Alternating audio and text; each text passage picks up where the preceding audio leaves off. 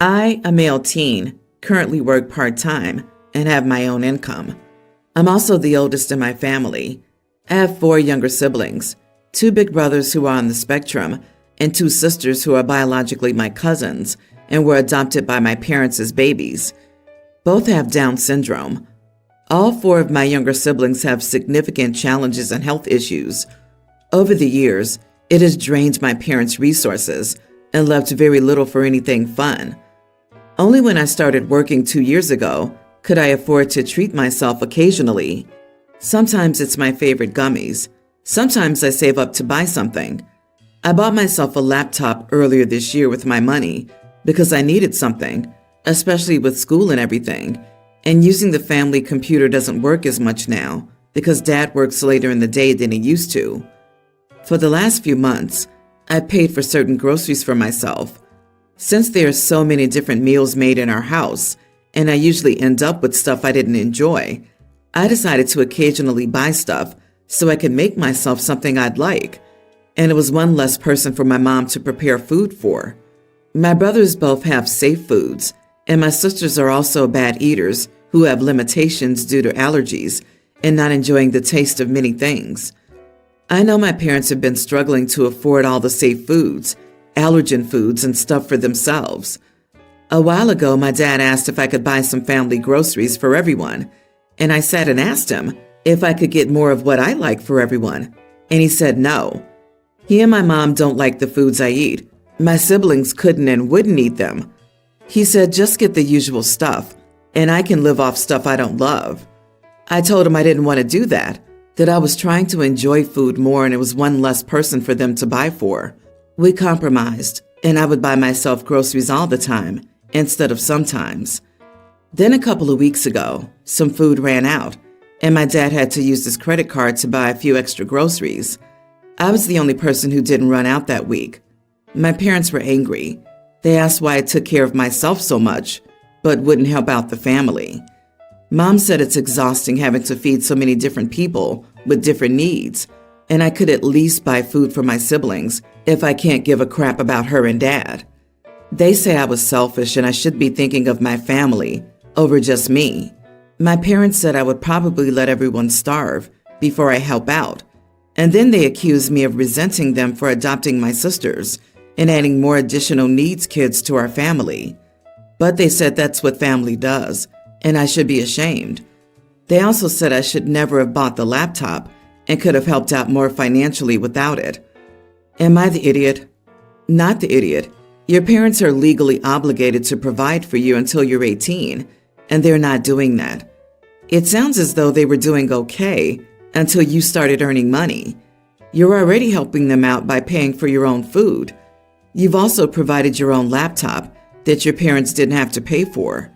When someone is drowning, the solution is not to drown with them. It's to find lifelines. There are programs that can help them. Your parents need to seek those out. OP, you're not a parent. Don't let them turn you into one.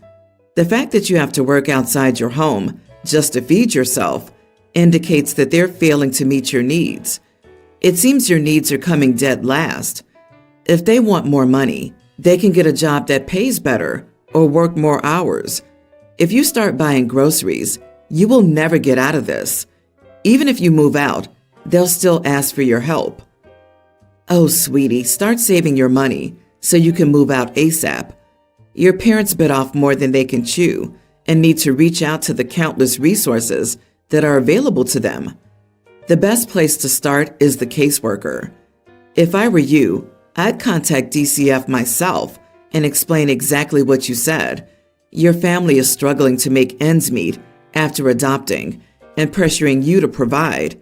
They won't be in trouble. They'll be provided resources and help for all of you. Also, you may want to hide your laptop. They sound very resentful about it, and I don't know what type of people they are. It's understandable that your family is struggling, but it isn't your struggle. Good luck.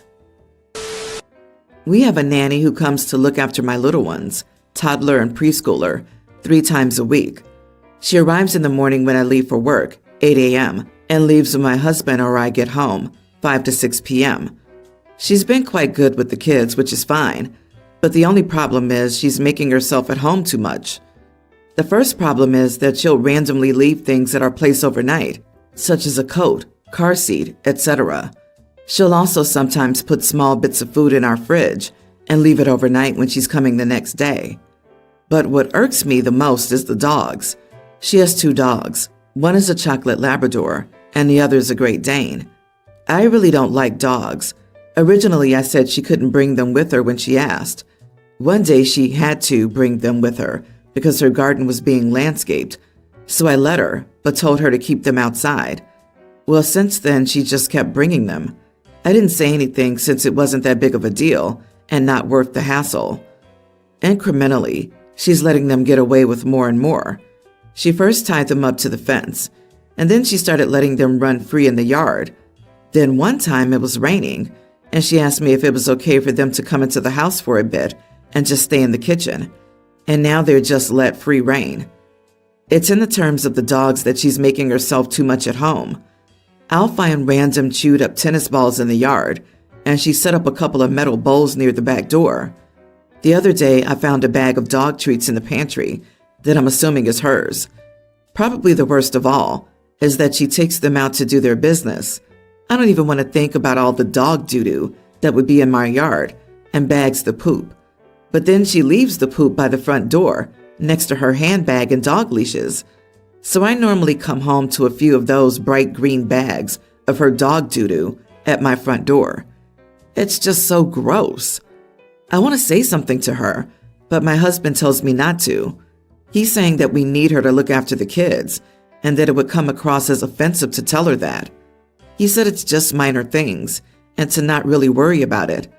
We only need her until the kids are school age anyway. He's quite serious, and we've been arguing over it quite a bit. Am I the idiot for telling her to stop making herself so much at home? I feel like she's just done it bit by bit, so we didn't notice. But looking back, she's basically starting to slide into the household. You are the idiot. Specifically, if you're upset that she leaves food for herself in your fridge because she's coming the next day, the least you could do is spare a bit of room in your fridge. That would be a kindness. My mom lets her caregivers leave food in her fridge when they work a couple of days in a row. It's not a bad thing that your nanny does this. As far as the dogs go, you've allowed it to go on for weeks, months. She can't read your mind. You need to communicate. Not the idiot. She's an idiot because you gave her an inch and she took a marathon's worth of miles. She's taking advantage of you, and it's completely inappropriate as an employee. Let's look at this in terms of regular workplace etiquette. All workplaces will let you leave a jacket in your work area or a small amount of food in the fridge, so those are reasonable accommodations. Would an office allow dogs when it's been previously communicated that dogs aren't allowed? No. Making yourself comfortable is not a big deal, but bringing dogs is a no. You need to communicate that to her. She's utilizing your lack of limits to her advantage. I, female 32, am currently 8 months pregnant with our first, and I'm trying to do everything I can to ensure the house is ready. This started with little spring cleaning jobs, but has developed into a full-blown deep clean of everything. One of the things I've decluttered recently was my and my husband's 33 closet. I donated everything we don't wear and folded and put away everything we don't need during winter. Some of this clothing has gone into a suitcase, currently sitting on our bedroom floor because it's too heavy for me to lift and put away. I've asked my husband to please help me more than once, but he's either too tired after finishing work or says that it slips his mind. All in all, the suitcase is currently looking like a permanent installation in our bedroom. He's at least shifted it out of the main walkway in the interim. Last night I woke up to go to the bathroom and tripped over the suitcase as I fumbled in the dark.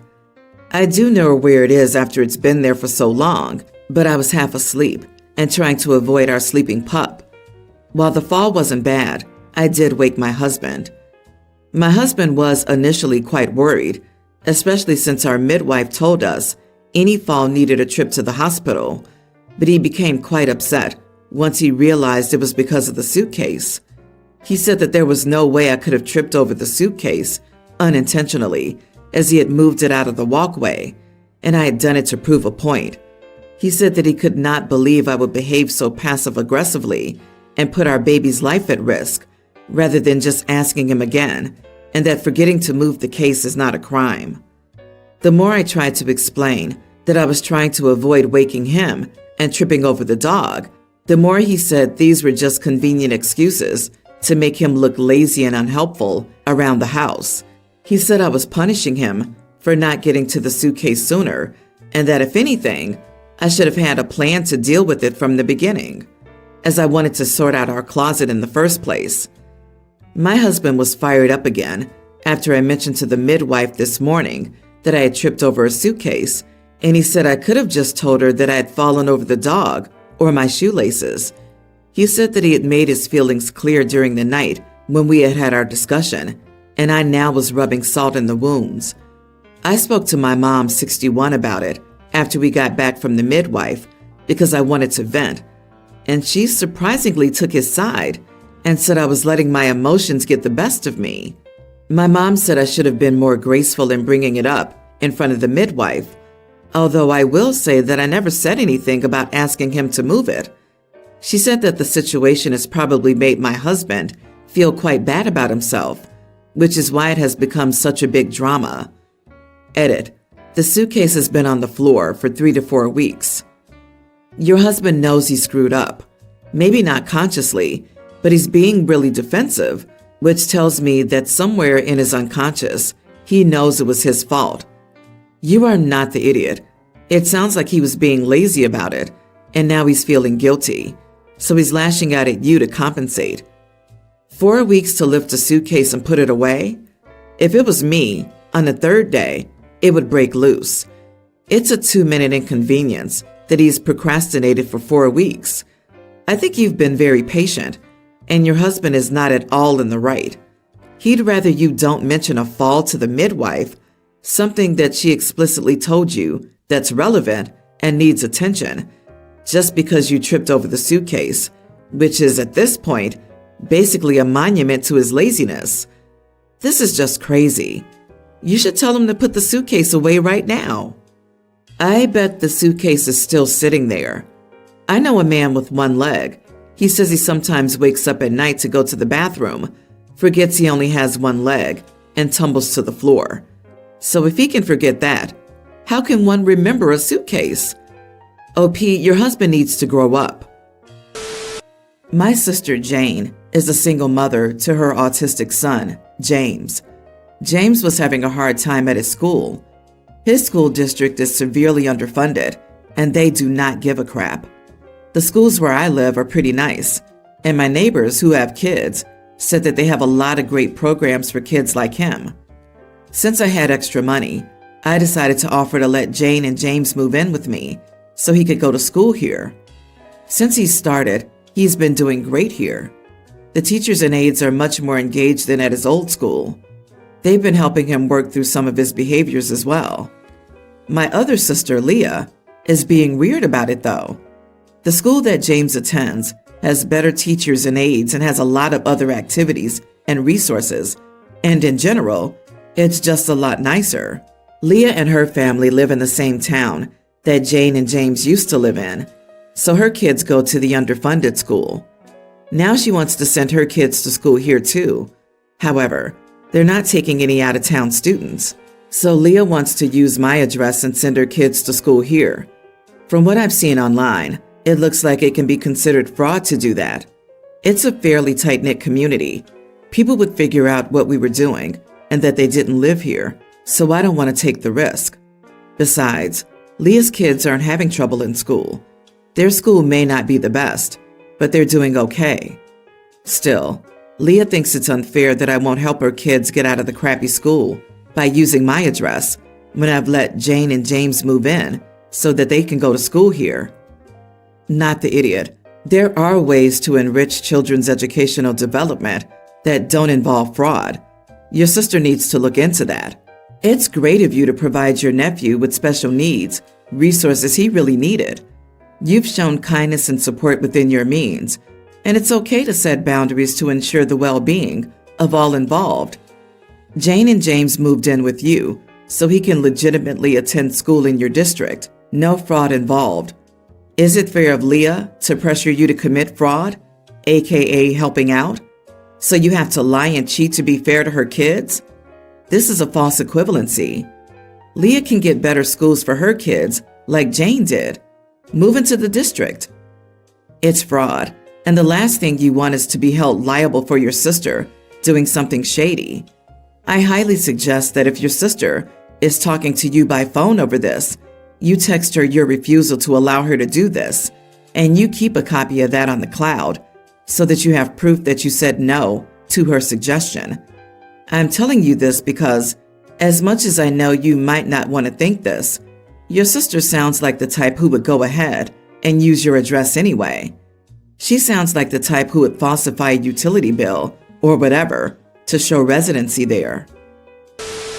I, 34 male, and my wife, Polly, 32, like a lot of couples, debrief after our work days. Polly works in a high-touch, high-interaction job, so we usually say our hellos, make dinner, and then eat separately so she can wind down a bit. Then afterward, we sit in the living room and chat. Polly has mild neurodivergence, untreated ADHD, which means she tells, let's call it branching stories. She'll get bogged down in side stories, background stories, and details that add nothing to the core story about her workday. That's usually fine, but I've noticed it getting worse, to the point that by the time she's done, it's time to watch a show and go to bed. I mean, I'm spending upwards of an hour just listening and adding and oh wow, because she says she gets even more distracted when I ask questions. I brought this up with Polly, and she said that I'm asking her to mask her disorder, and that's just how her brain works. I get that feeling, but I'm starting to feel like I'm a side character here because she takes up all the airtime we set aside to debrief. Here's why I might be an idiot. I said, well, we all change our communication styles based on context, right? And she said that's different, and that masking is not code switching. I just want some time to talk about my day too, but I don't want her to feel bad. Am I the idiot? Not the idiot. There's no reason why you guys can't take turns telling the day's stories. Also, you say she's untreated. Well, she needs to get treated. It sounds a lot like your wife really enjoys when other people accommodate her divergent behaviors, but really hates having to manage them to adapt the more typical behavior of others. She has to give you some path forward that's not essentially, you just need to deal with my crap. My mom does this constantly. Is this a neurodiverse symptom? I don't think wanting to share your life with her is expecting her to mask. This may not work with your wife, but I tell my mother I'm losing the thread of her story, so can she get back to the main path? Another thing I do is time box her. I let her know I have 30 minutes to talk when I call her. Yes, she does 99.98% of the talking, and that's fine, but at the 25-minute mark, I interrupt her and tell her I only have 5 minutes left. OMG, this is one of my biggest pet peeves. Get to the point, people. You're not asking her to mask anything. You're asking her to work on her disorder, to make things easier.